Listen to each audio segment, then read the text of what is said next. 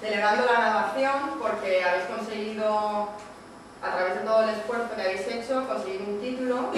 Ahora ya sois técnicos superiores en administración, en sistemas informáticos en red, AYESNAM. ¿Y para qué nos sirve ese título? Pues para obtener un trabajo o para progresar dentro de él.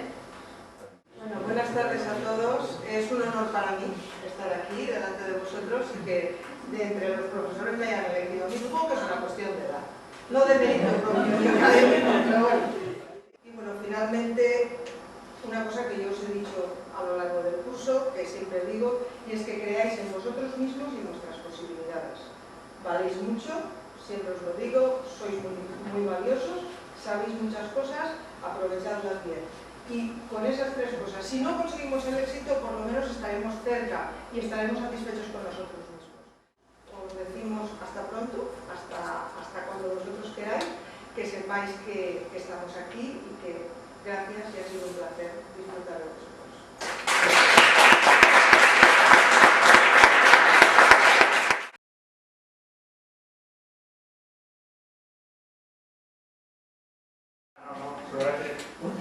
La última unidad que nos queda por ver, pues vamos a ver ahora.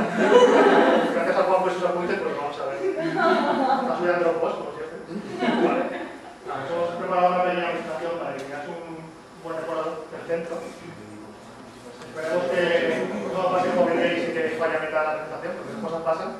Lo hemos probado 20 veces, pero seguro que la 21, vamos a intentar que salga todo bien, espero que os guste.